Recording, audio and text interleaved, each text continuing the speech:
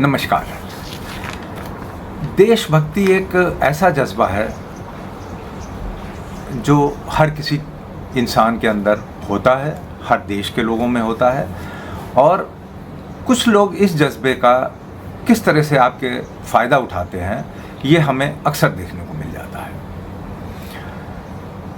और ये जज्बा जबकि खासकर अगर आपके पड़ोसी मुल्क के लिए है, मतलब कि उनके विरोध में आपकी देशभक्ति है, तो फिर तो बात ही क्या है। और इसी चीज़ को लेकर के अक्सर फिल्मकार जनता का फ़ायदा उठाते हैं और फिल्में बनती हैं, हमारा मनोरंजन भी होता है और हम वहाँ पर जा कर के अपनी पूरी देशभक्ति महसूस कर पाते हैं, देख पाते हैं। बहुत सी फिल्में आई हैं जिसमें कि धुरंधर उसी सीरीज़ में एक कड़ी है, जवान, पठान, बॉर्डर, और एक था टाइगर जिंदा है, वगैरह वगैरह बहुत सी फिल्में आई हैं और जिनकी पृष्ठभूमि बिल्कुल एक जैसी है। तो इधर उधर का परिवर्तन करके कि एक हिंदुस्तानी एजेंट, एक अंडर कवर, एक रॉ का कोई ऑफिसर, वो विदेश में जा कर के कभी मिडिल ईस्ट में, कभी इटली, कभी दुबई, कभी कहीं जा कर के, और हमारे देश के जो लोग हमारे देश में जो स्पाइंग कर रही है, जिन्होंने हमारे देश में टेररिज्म फैलाया है, उनको जा कर के वो मारते उखाड़ते हैं रहते हैं। और इस चीज़ को देख कर के हम बहुत खुश होते हैं और हमें होना भी चाहिए, क्योंकि जो भी हमारे देश के विरोध में कहीं भी टेररिज्म हो रहा है या कोई भी प्लानिंग हो रही है किसी भी तरीके की, उसको उखाड़ना पछाड़ना ही हमारे जाबाज़ों का काम है। और इसी की कड़ी में ये धुरंधर 2 अभी आई है मूवी के बारे में। 19 मार्च को मूवी रिलीज़ हुई, आज 29 मार्च हो गया है, 10 दिन हो गया। मैंने बहुत दिनों से कोई रिव्यू भी नहीं बनाया था और अपनी व्यस्तता के कारण मैं मूवी देख भी नहीं पाया, और बीच में मगर बहुत हंगामा हुआ और तमाम रीलें चल रही थी, बहुत चीज़ें हो रही थी, तो मुझे ऐसा लगा कि शायद मुझे भी जाके देखना चाहिए। धुरंधर जो पहले आई थी दिसंबर में, 5 दिसंबर को पहला वर्जन धुरंधर का रिलीज़ हुआ था, वो मैं देख ही चुका था। मैं भी देखने गया और जब बाहर निकला तो मुझे लगा कि देखिए, मैं हमेशा एक न्यूट्रल रिव्यू ही देता हूँ, और तो कि इसके बारे में कई अलग अलग सेगमेंट में बात करनी चाहिए इस मूवी के बारे में।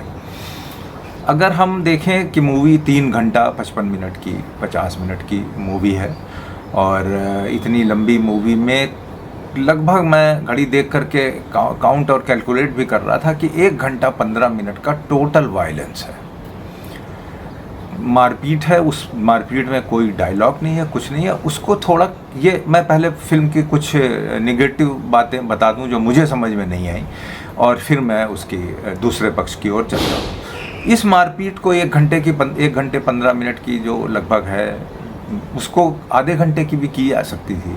शुरू में फिल्म में करीब 40-50 मिनट तक कुछ गैंग वार है। इस फिल्म का पूरा कैनवस, पूरा बेस पाकिस्तान में है, पाकिस्तान के अंदर ही सारी घटनाएं घटी हैं, उससे बाहर कहीं कुछ भी नहीं है। 1-2 शॉट हिंदुस्तान के दिखाए जाते हैं, यहाँ के ऑफिस के, रॉ ऑफिस है या नेशनल एडवाइज़र का ऑफिस है, बाकी सारी चीज़ें पाकिस्तान में होती हैं। तो वहाँ के 2 क्रिमिनल ग्रुप्स हैं, उनको लेकर के मार धाड़ और बहुत चीज़ें दिखाई जाती हैं। देखिए, आजकल की मार धाड़ और ये चीज़ें अब दर्शक को भले ही वो फिल्म में थोड़ा सा एंजॉय कर ले, लेकिन मैंने महसूस किया कि जो ऑडियंस थी उसको अब समझ में आ गया है कि ये सब पूरा काफ़ी नाटक हो रहा है और ये एक्चुअल मारधाड़ है नहीं। कुछ ग्रीन स्क्रीन के सामने शूट कर लिए जाते हैं, कुछ रस्सी से बांध करके उछल कूद होती है और वो फिर आपके सामने आ जाती है। तो अब ये बहुत नेचुरल नहीं मालूम होता है। और बड़े बड़े ब्लास्ट और टैंकर फट गए, एरोप्लेन फट गए, ये सब आजकल तमाम वीडियो आते रहते हैं यूट्यूब पे, आप देख लीजिए। सब एक टेबल पे रख करके ये शूटिंग हो जाती है। तो अब ये इस तरीके के शॉट्स इम्प्रेस नहीं करते हैं, जो कि इस फिल्म में बहुत ज़्यादा है। तो ये चीज़ मतलब मुझे थोड़ी सी बड़ी अटपटी लगी कि बहुत लंबा खींच दिया फिल्म को और ये सब कर दिया। तो अब आइए फिल्म की थोड़ी सी जो स्टोरी लाइन है उस पर देखते हैं कि क्या क्या है और ये क्यों बनाई गई है। फिल्म में कुछ अच्छाइयाँ हैं, कुछ डायलॉग भी अच्छे डाल दिए गए हैं उस बात को कवर करने के लिए। जो पूरा धुरंधर द रिवेंज इसका नाम ही है पूरा द रिवेंज। इसका मतलब है कि हमारे देश में जो भी टेररिज्म पाकिस्तान ने किया है पिछले 30, 35, 40 सालों में या और भी ज़्यादा में अब तक, हम उसका बदला लेने के लिए वहाँ पाकिस्तान में घुसे हैं। बहुत अच्छी बात है। और तो हम इसमें सारे रेफरेंसेस दे दिए गए हैं, मुंबई अटैक और हमारा जो ताज होटल के ऊपर अटैक था, यहाँ तक कि बाकी बॉर्डर पे जितनी भी लड़ाइयाँ हुई हैं, जिस तरीके के भी टेररिस्ट अटैक हुए हैं, उन सारों का रेफरेंस देते हुए ये बात हुई है कि हमारा एक ये फिक्टिशियस स्टोरी है जिसमें कि इंसिडेंट्स तो रेफ़र किए गए हैं जो कि ओरिजिनली हुए हैं, और उनसे रिलेटेड जो टेररिस्ट भाग करके पाकिस्तान में छुपे हैं उनको मारने के लिए हमारा एक ऑफिसर वहाँ पे अंडर कवर और एक दूसरे नाम से जाता है, जो कि पहले बहुत धुरंधर 1 में खाली उसकी एंट्री दिखाई गई थी और बाकी उस स्टोरी को मैं नहीं ला रहा हूँ यहाँ पर बीच में। और वो जा कर के वहाँ बीन करके लोगों को मारता है, उसकी पूरी एंट्री हो जाती है पाकिस्तान के क्राइम सिस्टम में और वहाँ से बढ़ते बढ़ते उनके पॉलिटिकल सिस्टम में। और ये भी दिखाया गया है कि हमारे बहुत से हिंदुस्तानी अधिकारी या बहुत से एजेंट्स उन्होंने पूरा इनफिल्ट्रेट कर लिया है पाकिस्तान के अंदर, उनके पॉलिटिक्स में, उनके जो क्रिमिनल आका हैं उनमें भी कर लिया है। तो ये सब देख करके बड़ी खुशी महसूस होती है, बहुत देशभक्ति सी जागती है अंदर कि हमने इस तरीके से जा कर के पाकिस्तान के अंदर पाकिस्तान को पीटा है। लेकिन मैं फिर बता दूं, जो ओरिजिनल स्टोरी है वो एक फिक्टिशियस है, जिसमें रणवीर कपूर जो हमजा के नाम से वहाँ पर भेजे जाते हैं हमारे देश से, और इनका जो कैरेक्टर दिखाया गया है वो थोड़ा सा मैच कराया गया है कि जो हमारे एक्चुअल में अजीत डोवाल, आप लोग ने नाम सुना होगा, जो नेशनल सिक्योरिटी एडवाइज़र 2014 में बने थे, बहुत पुराने आईपीएस ऑफिसर हैं, बहुत से उन्होंने आज भी मतलब ये काबिल तारीफ़ है कि ही इज़ अबाउट 82 ईयर्स और आज भी वो हमारे देश के नेशनल एडवाइज़र हैं प्रधानमंत्री के। और उनके ही सजेशंस और उनकी प्लानिंग वगैरह से जितने तमाम स्ट्राइक हुए हैं, बालाकोट स्ट्राइक और अभी यहाँ तक के जो हमारा ऑपरेशन सिंदूर हुआ था, वो सब उनकी निगरानी में किया जाता है। वो रोल हमारे माधवन जी ने फिल्म में प्ले किया है, बहुत अच्छा किया है, बहुत संजीदा रोल है, तारीफ़ करनी पड़ेगी उनकी। हालांकि उनको स्क्रीन टाइम बहुत कम दिया गया है, लेकिन फिर भी जब भी उनका अपीयरेंस हुआ है उन्होंने बड़ी ही गंभीरता से और बड़े ही सधा हुआ अभिनय उन्होंने दिया है अजीत डोभाल। फिल्म में उनका नाम है अजय सान्याल, माधवन का। अब आइए बाकी कलाकारों पे आते हैं। रणवीर सिंह एज़ यूजुअल, उनकी बॉडी बिल्डिंग वगैरह तो सब ज़बरदस्त ही है और वो पूरे तैयार हैं हर किस्म की फ़ाइट के लिए, उड़ने के लिए, लड़ने के लिए। और वो अपने उन फाइट सीन्स में ज़्यादातर उन्होंने बढ़िया काम किया है, कोई दो राय, और उनके ऊपर ये रोल फिट भी बैठता है। अब आते हैं, पहले थोड़े से और दूसरे कलाकारों की बात कर लें, उसके बाद फिर दूसरी बातों पर आता हूँ। जो दूसरे हैं हमारे संजय दत्त, ये सारे संजय दत्त हैं, और हमारे उसमें जो क्या बोलते हैं सर्जन संजय दत्त हैं, अर्जुन रामपाल, ये सारे वहाँ के पुलिस, अर्जुन रामपाल वहाँ के मिलिट्री के मेजर बने हैं जो पहले से चलते आ रहे हैं। हमारे संजय दत्त वो वहाँ एसपी बने हैं। संजय दत्त का मुझे एक में समझ में बात बहुत कम आई कि जबकि वो पाकिस्तानी मिलिट्री में एसपी हैं वहाँ के पुलिस में, लेकिन वो धुरंधर 1 में भी वो पूरे सफ़ेद कुर्ते पैजामे में थे, इसमें भी पूरा वो सफ़ेद कुर्ता पैजामा ही पहने हुए हैं। मतलब खुद ही वो एक मतलब ऐसा लगता नहीं है कि वो पाकिस्तानी पुलिस के कोई ऑफिसर हैं, वो खुद ही आतंकवादी टाइप के लगते हैं, और उनके एक्शन और बातचीत वगैरह भी सब बिल्कुल वही है। भाई हो सकता है पाकिस्तान पुलिस में ऐसी ही बातचीत होती हो, मुझे नहीं मालूम, तो उन्होंने स्टडी किया होगा तो इस तरीके का बना होगा। अर्जुन रामपाल इम्प्रेस करते हैं बाकायदे, वो उनका जो कुछ भी रोल है पूरा नेगेटिव रोल है, और आखिर में उनकी और रणवीर सिंह की बहुत लंबी फ़ाइट है, 15-20 मिनट की फ़ाइट है, थोड़ी उबाऊ हो जाती है इतनी लंबी फ़ाइट। तो ये चीज़ मैं कहना चाहूँगा कि फ़िल्म ज़रूरत से ज़्यादा लंबी है, और बेसिकली इस जो वायलेंस वाले सीन हैं उनकी वजह से है। अब आते हैं थोड़ी सी मुद्दे की बात पे कि उसमें क्या क्या है। इस फिल्म को लेकर के देखिए हमारे यहाँ बहुत मतभेद और बहुत तरीके के जो, देखिए हमारे यहाँ जब कोई फिल्म आती है ना इस किसी की, जिसमें नेशनल इश्यूज़ दिखाए जाते हैं या कहीं पे कुछ पॉलिटिक्स होती है, बहुत सी फिल्में आई हैं, तो दो गुट में हमारे यहाँ के लोग, हमारा समाज या हमारे यहाँ की पॉपुलेशन बट जाती है। एक जो सरकार के प्रो होती है बीजेपी के प्रो है, एक होते हैं जो उनके अगेंस्ट होते हैं, और वो तो हर विषय पर यही शुरू हो जाता है। जो सरकार के प्रो हैं वो पूरी उसकी समर्थन करने लगते हैं, जो उसके विरोधी हैं वो सब तरीके के बातें करने लग जाते हैं। तो मैं तो इसमें हूँ नहीं, आई मैं न्यूट्रल पर्सन, और मैं तो भाई अपना बस हिंदुस्तानी हूँ, देश से प्रेम करता हूँ। तो मैं उसमें जो मेन चीज़ दिखाई गई, जो 2-3 मुद्दे जो असली डाले गए हैं, वो है एक नोटबंदी से रिलेटेड।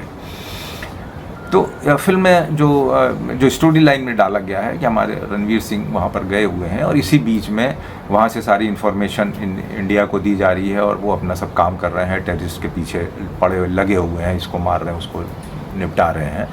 तो इसी बीच में ये खबर आ जाती है यहाँ पे कि वहाँ से ही इन्फॉर्मेशन दी जाती है कि भाई यहाँ से इतने 60,000 करोड़ है या 6,000 करोड़ जो भी फिगर बोली गई थी, उतने के नोट नेपाल के रास्ते से यूपी में आ रहे हैं और यूपी में चुनाव होने वाला है, उसके लिए आ रहे हैं।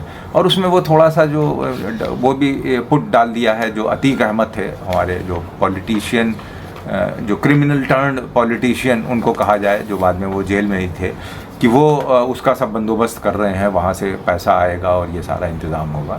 तो इस बीच में वहाँ से खबर भेजी जाती है, क्या पता ये बात सही भी हो।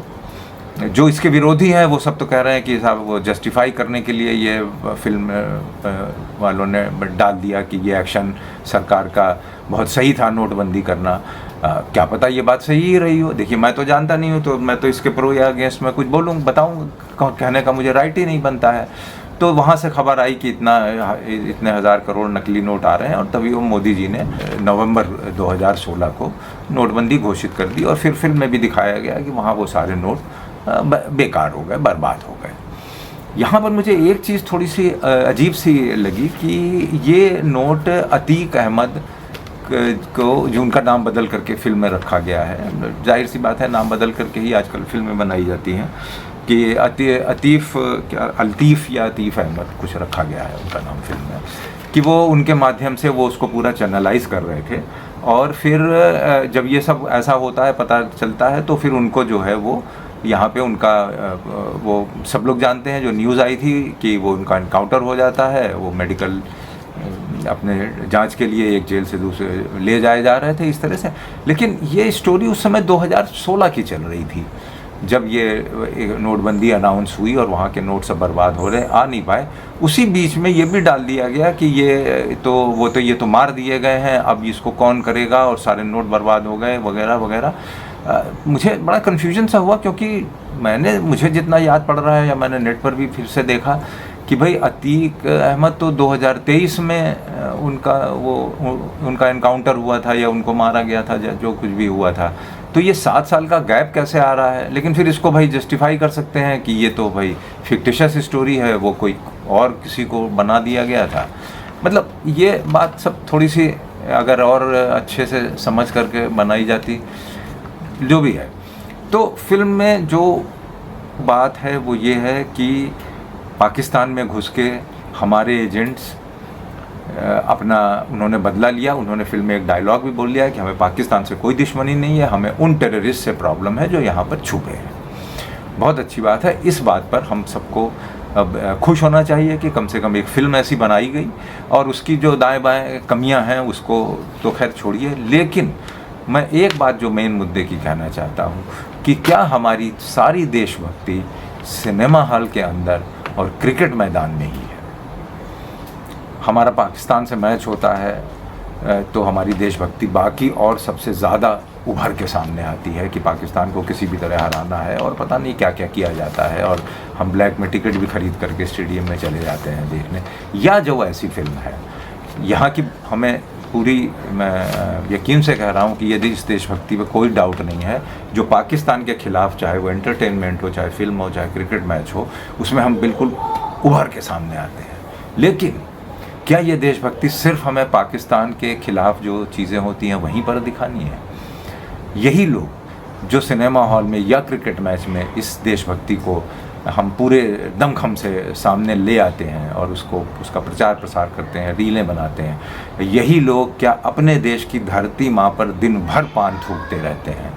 क्या ये देशभक्ति के खिलाफ नहीं है? यही लोग प्लास्टिक्स सब जगह फैलाते रहते हैं, हमारी नदियों में डालते रहते हैं, क्या ये देशभक्ति के खिलाफ नहीं है? कितने ही और चीज़ें हैं। जो लोग कटिया लगा के बिजली चोरी करते हैं, वही लोग जा कर के अपनी देशभक्ति इस फिल्म में या क्रिकेट मैच में दिखाते हैं, और अगर उनकी कटिया निकालने के लिए सरकारी अधिकारी पहुंचते हैं तो वो उन पर पत्थरबाजी करते हैं। क्या ये देशभक्ति के खिलाफ नहीं है? यही लोग तरह तरह के करप्शन हर अलग अलग जा कर के जहाँ मौका मिलता है करते हैं, जहाँ जहाँ मिलता है महिलाओं का अपमान करते हैं, मोलेस्टेशन करते हैं। क्या ये देशभक्ति के खिलाफ नहीं है? बस मेरा यही कहना है कि आप धुरंधर पे तो देशभक्ति दिखाइए, क्रिकेट मैच में तो देशभक्ति दिखाइए, मगर इन सब बातों में भी प्लीज़ देशभक्ति दिखाइए। धन्यवाद।